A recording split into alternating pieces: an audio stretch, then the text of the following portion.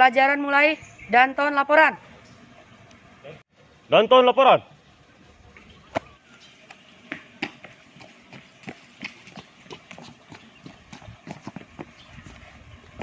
Teruskan. Lurus. Pada, beri, komat, gerak. Gerak, gerak. Lapor. Danton 1B1. Jumlah 25. Hadir, lengkap. Pelajaran siap dimulai. Lapor Peleton 2B1. Jumlah 25. Hadir, lengkap. Pelajaran siap dimulai. Laporan saya terima. Kembali ke samping barisan. Kerjakan. Kerjakan. Balik kanan, gerak.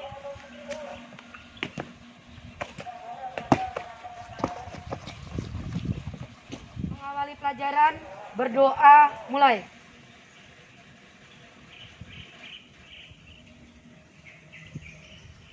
Doa selesai. Istirahat di tempat. Gerak. Selamat pagi.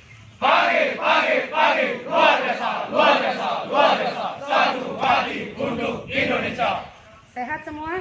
Tangan depan semua.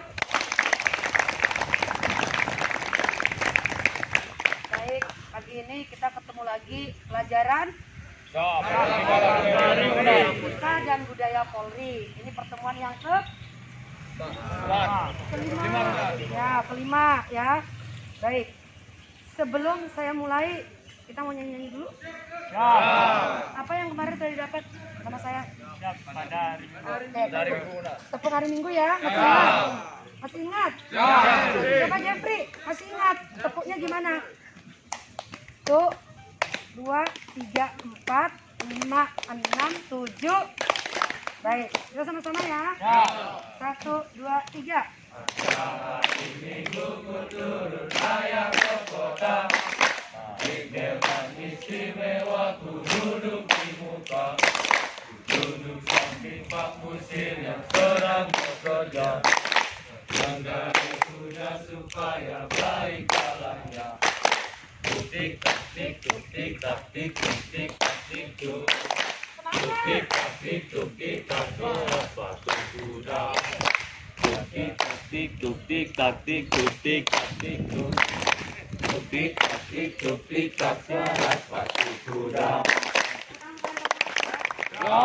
Baik, kita lanjutkan dengan pertemuan kelima adalah penegakan kode etik profesi Polri. Kemarin pertemuan keempat kalian sudah diberikan ruang lingkup kode etik profesi Polri ya. Itu ada berapa? Ruang lingkup kode etik profesi Polri ada berapa? Mana Panar? Coba disebutkan, sebutkan Nosis. Izin siswa IKD Rama Putra Wartawan Nosis 092. Izin menjawab komandan. Ya, apa saja? Ruang lingkup kode etik profesi ada 4. Yang pertama ada etika kenegaraan. Yang kedua, kewajiban anggota Polri dalam etika kenegaraan. Yang ketiga ada larangan anggota Polri dalam etika kenegaraan. Yang keempat, penerapan etika kenegaraan. Salah. Ya, kamu. Coba lihat lagi. Siswa Ikomang Alan Tri Purwanta, Nosis 067, izin menjawab. Ya, apa? Ruang lingkup pengaturan kode etik profesi Polri ada 4. Yang pertama, etika kenegaraan. Yang kedua, etika kelembagaan. Yang ketiga, etika kemasyarakatan. Dan yang keempat, etika kepribadian. Nah, itu maksudnya. Siap. Baru kemarin diberikan udah lupa. Di setiap ruang lingkup itu, di setiap etika itu, dari keempat etika itu, di sana diatur apa yang menjadi kewajiban kalian, apa yang menjadi keharusan, apa yang tidak boleh dilakukan, ya kan? Siap. Baik, sekarang saya hanya mencoba etika kepribadian. Apa yang wajib kalian lakukan sebagai seorang anggota Polri? Siap, izin menjawab siswa IKD Adir Yuda, Nosis 086. Izin menjawab. Ya, silakan. Kewajiban anggota Polri dalam etika kepribadian adalah bertakwa kepada Tuhan Yang Maha Esa. Ya. Kedua, bersikap jujur, adil, dan bisa menaati segala hukum dan bisa menjaga keamanan dan ketertiban di masyarakat. Sekian, terima kasih komandan. Baik. Sekarang implementasi daripada etika kepribadian sehari-hari. Apa saja? Siapa yang bisa? Penerapan etika kepribadian dalam kehidupan sehari-hari. Ya. Sebutkan nosis. Siswa Iputu Windu Pujawan, Nosis 088, izin menjawab Komandan. Ya. Etika kepribadian penerapannya yaitu dalam kehidupan hari sebagai anggota Polri kita berkata yang jujur dan bersikap adil dalam melaksanakan tugas, selalu bertanggung jawab dan tidak membedakan orang dalam menindak dan menegakkan hukum. Sekian, terima kasih Komandan. Apa yang kalian lakukan dalam beriman dan bertakwa kepada Tuhan Yang Maha Esa? Ya kamu, Panal. Izin menjawab. Siswa Madepana Saputra, Nosis 094, izin menjawab. Nah, apa yang dilakukan? Yang dilakukan adalah dengan bersembahyang untuk berdoa kepada Tuhan Yang Maha Esa untuk berterima kasih atas berkah yang diberikannya. Siap, terima kasih. Ada lagi yang lain? Sebagai seorang anggota Polri dalam mengimplementasikan etika kepribadian, apa? Beriman dan bertakwa pada Tuhan Yang Maha Esa dengan cara apa? Beribadah. Beribadah. Apa lagi? Mengikuti ajaran agama dan beribadah. Tentang pertanggungjawaban profesi. Yang kedua, Komisi Kode Etik Profesi Polri. Ketiga, Komisi Banding. Ada yang catatan ya? Baik. Dalam penegakan ini, kalian itu melaksanakan apakah sesuai dengan aturan atau tidak. Nah, kalau Propam Polri bidang pertanggungjawaban profesi itu tempatnya adalah di mana? Mabes Polri, ya, di Mabes Polri. Jadi apabila kalian sebagai seorang anggota Polri dalam pelaksanaan tugas tidak sesuai dengan undang-undang atau tidak sesuai dengan SOP, maka yang akan bertanggung ini Propam Polri bidang pertanggungjawaban profesi. Ya, selanjutnya ada Komisi Kode Etik Profesi Polri. Itu apa? Ya, silakan. Siswa Iketut Arinata Kusuma, Nosis 052, izin menjawab Komandan. Komisi banding merupakan suatu keberatan dari seorang pelaku Komandan. Ya, jadi apabila seorang anggota Polri dia disidangkan, terus sudah diputuskan, ternyata ada keberatan baik dari istri atau suami, anak, keluarga atau penasehatnya ada keberatan, dia boleh mengajukan banding asal punya bukti yang kuat. Nah, itu ada nanti komisinya, ada unsur-unsur di dalamnya. Lanjut, di setiap satker, satwil, di setiap struktur organisasi itu ada. Contoh yang paling kecil adalah di Polres. Polres itu ada Kasipropam, ada Kasiwas, jadi pengawas, dan Propam itu, Kasipropam itu kalau di sini semacam di SPN itu adalah semacam Kanit Propos, ya. SDM Polri, ya, di setiap satker, satwil, struktur organisasi ada SDM Polri-nya. Itu adalah sebagai unsur yang akan melaksanakan secara administrasi.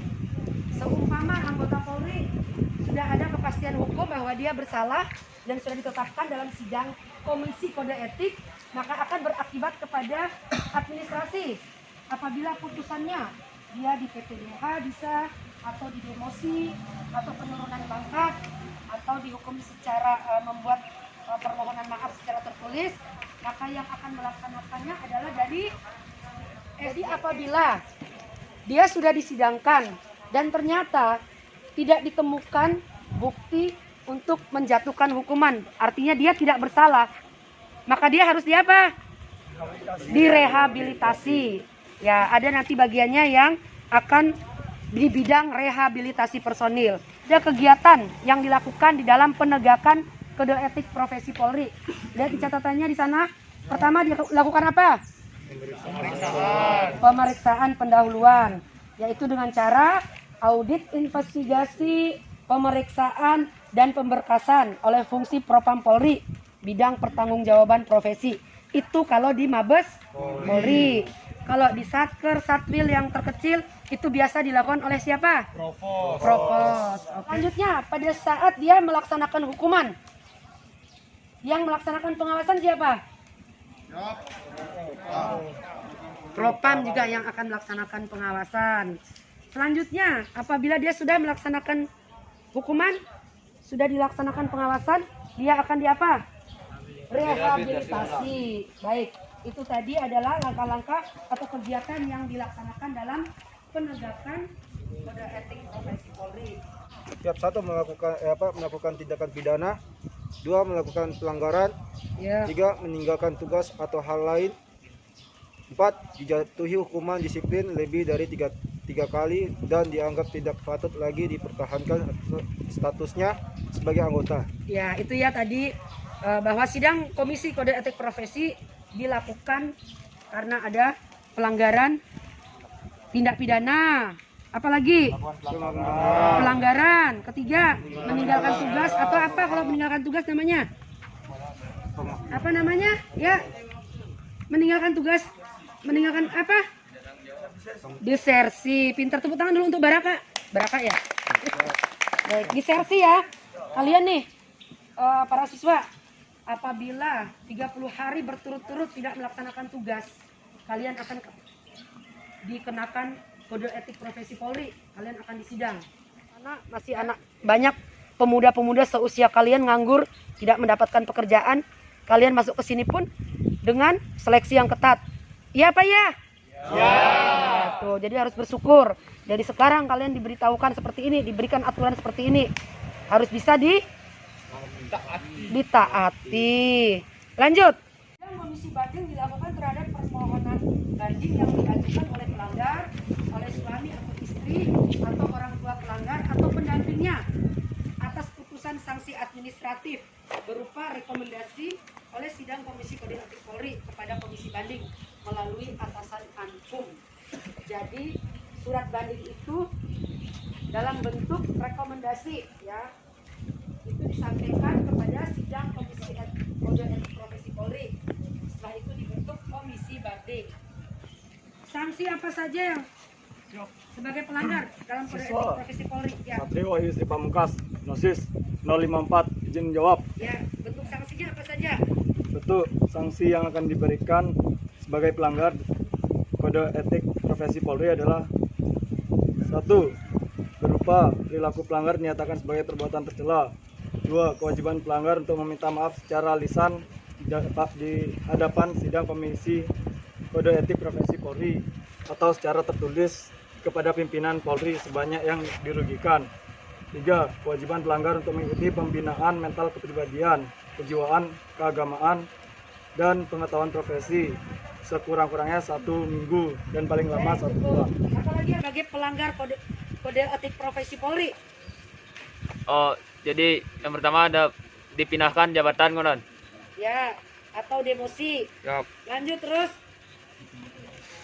Dipindahkan tugas ke wilayah. Profesi yang berbeda. Yap. Dipindahkan ke wilayah yang Tidak. berbeda. Kemudian Terus yang terakhir apa? Pemberhentian secara tidak hormat. Ya, PTDH, pemberhentian yang wajib dilakukan.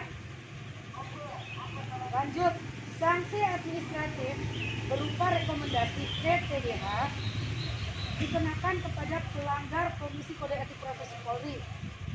Meliputi apa saja? Siap. Ya, silakan. Siswa Trio Gandasari, Nosis 09 ingin menjawab kemudian. Yang pertama, itu ada dipidana penjara berdasarkan putusan pengadilan yang telah mempunyai kekuatan hukum tetap dan menurut pertimbangan pejabat yang berwenang tidak dapat dipertahankan untuk tetap berada dalam dinas Polri. Oke, lanjut. Terus yang kedua, diketahui kemudian memberikan keterangan palsu dan atau tidak benar pada saat mendaftarkan diri sebagai calon anggota Polri. Terus yang ketiga, melakukan usaha atau perbuatan yang nyata bertujuan mengubah Pancasila, terlibat dalam gerakan atau melakukan perbuatan yang menentang negara dan atau pemerintah Republik Indonesia. Baik. Ada lagi yang Adalah melanggar sumpah dan janji sebagai anggota Polri. Selain itu meninggalkan tugasnya selama 30 hari. Selanjutnya melakukan perbuatan dan perilaku yang dapat merugikan dinas kepolisian, antara lain kelalaian, perbuatan yang berulang-ulang bertentangan dengan kesusilaan, dan kelakuan atau perkataan di muka khalayak ramai berupa tulisan atau melanggar disiplin. baik, Jeffrey habis ini kamu jawab. Selanjutnya adalah dengan melakukan bunuh diri dengan maksud menghindari penyidikan atau tuntutan hukum, kemudian menjadi anggota atau pengurus partai politik yang diketahui kemudian telah menduduki jabatan. Baik. Itu tadi ya, hal-hal yang bisa membuat kalian sebagai seorang anggota Polri dikenakan sanksi PTDH. Jadi PTDH itu adalah sanksi yang paling berat di dalam Kode Etik Profesi Polri. Yang pertama dipidana penjara. Berarti setelah dia berbuat pelanggaran, ada pasal-pasal yang bahwa dia harus dikenakan pelanggaran karena ada di dalam KUHP ada pasal-pasalnya, maka dia dipidana secara umum, pidana umum. Ternyata putusannya dia dipenjara. Kalau sudah dipenjara berarti langsung di PTDH. Selain disidangkan secara pidana umumnya, dia juga akan dimasukkan ke dalam pidana ke Komisi Kode Etik Profesi Polri. Lanjut, berkeluarga atau belum pernah menikah. Ada ndak di sini yang memalsukan surat itu? Jeffrey, kau punya pacar? Oh tidak ya. Baik, jadi kalau sampai ada yang ketahuan memalsukan surat keterangan belum pernah menikah, kalian kalau sampai suatu saat ketahuan pasti akan kena sanksi Komisi Kode Etik Profesi Polri. Paham ya? Siap. Itu adalah memberikan keterangan palsu. Siap. Terlibat dalam gerakan atau melakukan perubahan Sebagai yang menentang. Sebagai anggota Polri, jika kita ada niatan untuk mengubah Pancasila seperti bergabung dengan organisasi atau kelompok-kelompok radikal. Yang menjadi pedoman hidup anggota Polri apa? Tribrata dan Catur Prastya. Oke, itu ya, Tribrata dan Catur Prastya. Ya. Ya. Kerja. Melebihi 30 hari. Oke. Jadi, kita sebagai seorang anggota Polri ada aturan-aturan yang mengatur ya. Kalau contohnya aturan tentang sakit, itu ada. Ada aturannya di Perkap yang mengatur tentang izin cuti anggota Polri. Di situ ada namanya izin cuti sakit. Ya, izin cuti sakit itu diberikan yang pertama adalah 3 hari. Setelah 3 hari masih sakit, nanti dengan surat keterangan dokter diberikan izin cuti selama 7 hari. Nah, setelah 7 hari 4 kali berturut-turut, maka atas rekomendasi dari dokter Polri, kalau memang masih sakit, dibuatkan yang namanya surat cuti sakit. Itu berlaku selama 6 bulan. Jadi tidak langsung semerta-merta dipecat, tidak ya. Ada masih aturan-aturan yang mengatur. Itu namanya bahwa anggota Polri itu sakit, jadi ada surat cuti sakit 6 bulan. Apabila sampai 6 bulan diperpanjang lagi, sekali perpanjang 6 bulan, sekali lagi perpanjang 6 bulan, selama 4 kali berturut-turut atau berapa jadinya? Kalau 4 kali 6 bulan berapa? 2 tahun. Apabila sampai 2 tahun masih sakit, maka dengan surat keterangan dari dokter hasil pemeriksaan akan disidangkan. Namanya kalau kita di Polda sini di Watpers, di bagian Watpers, nanti akan disidangkan di komisinya bahwa yang bersangkutan berhak untuk mendapatkan pensiun dini. Jadi dipensiunkan di PDH, pemberhentian dengan hormat karena alasan kesehatan. Seperti itu. Jadi tidak akan di PTDH karena memang terbukti sakit dan tidak bisa menjalankan dinas. Jadi itu ada aturannya ya. Seperti yang 30 hari berturut-turut tidak melaksanakan dinas, ya itu pasti PTDH. Mungkin dia dicari sama propos dulu sebagai DPO. Setelah 30 hari tidak juga diketemukan, langsung disidangkan, diperiksa dan disidangkan berdasarkan bukti-bukti ya, bahwa dia memang buktinya kalau orang tidak dinas ya absen ya. Karena kita ini bekerja dinilai ada kinerjanya, mendapatkan tunjangan kinerja berdasarkan absensi. Baik.